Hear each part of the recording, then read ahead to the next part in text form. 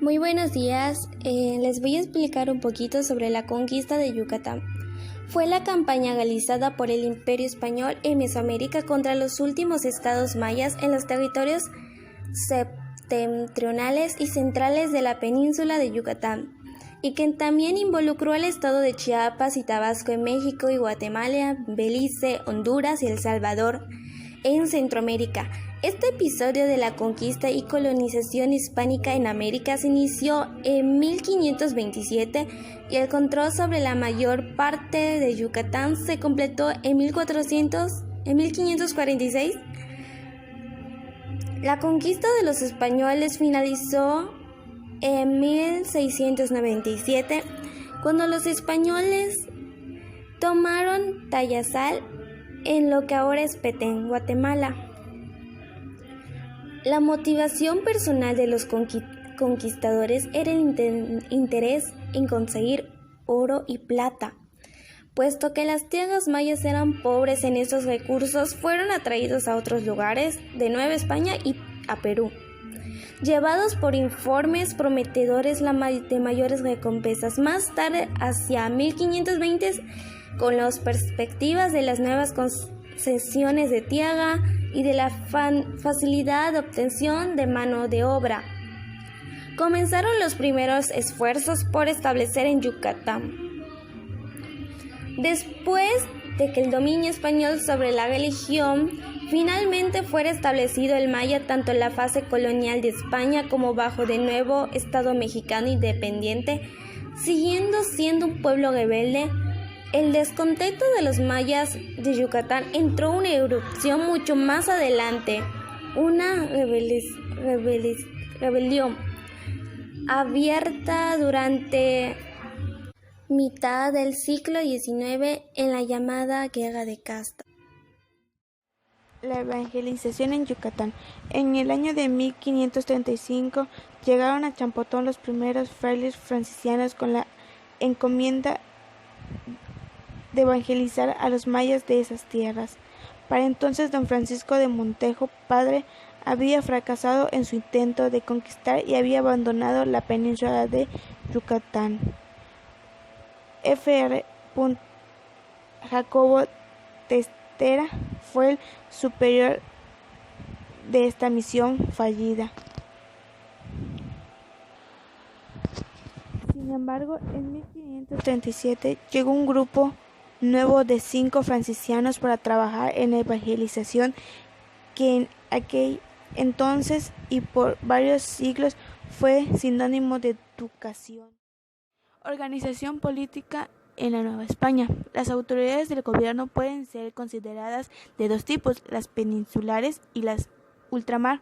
Las peninsulares se conforman de rey, consejo de India, casas de contratación, y las autoridades de ultramar se conforman por los virreyes. ¿Qué son los virreyes? De acuerdo a los términos de la capitulación de Santa Fe, Cristóbal Colón fue el primer virrey de los territorios descubiertos.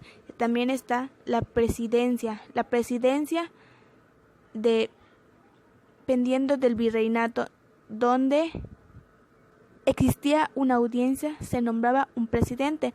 También están los capitales generales. Esas figuras fue de carácter militar. Fueron introduciendo nuevos productos por los que los conquistadores, como la caña, el trigo, olivo, vid, naranja, etc., lo cual dio como resultado la modificación de la dieta de los pueblos mesoamericanos. Se introdujeron además múltiples herramientas como el arado, que favoreció el desarrollo de estos cultivos. También está la ganadería. En la ganadería se introdujeron además múltiples animales tales como el caballo, las vacas, toros, cabras, gallinas, gusanos de seda y cerdos, los cuales se aprovechaban recursos como el cuero, leche, carne, seda, huevos, etc. Y la más importante fue la minería.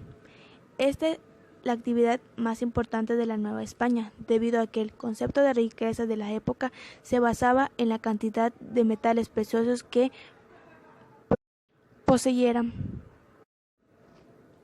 Los centros mineros más importantes fueron Zacatecas, Sombrerete, Fresnillo, Nombre de Dios, Santa Bárbara, Guanajuato, Taxco, Tlalpujahua, Pachuca, Oaxaca, etc. Para mejorar las técnicas de las explotaciones se fundó el Colegio de Minería en 1792. La organización social en la Nueva España.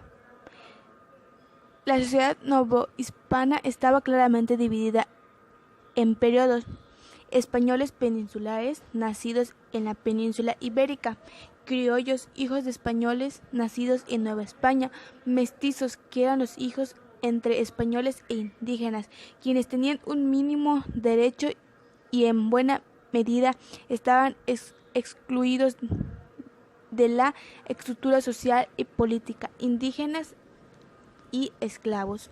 Los españoles ocupaban los cargos políticos más importantes y administraban las principales actividades económicas como la minería, la agricultura, la ganadería y la pesca.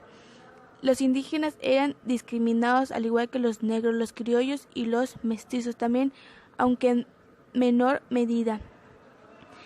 Esta desigualdad de derecho fue una de las causas que favoreció los alzamientos y rebeliones contra la corona, más por inconformidad que por derrocar a las autoridades. Su lucha y rebelamiento fue aislada, por lo que La Iglesia Católica es la iglesia cristiana más numerosa. Está compuesta por 24 iglesias, Siu y Uris, la Iglesia Latina, y 23 iglesias orientales, que se encuentran en completa comunión con el Papa y que en conjunto reúnen a más de 1.329 millones de fieles en el mundo. La Iglesia Católica sostiene que ella subsiste la única iglesia fundada por Cristo, encomendada por el apóstol Pedro, a quien confió su difusión y gobierno junto a los demás apóstoles. La Iglesia Católica tiene miembros en la mayoría de los países de la Tierra, aunque su proporción en la población varía desde un mayoritaria, en algunos casi nula, a otros. Es una organización jerarquía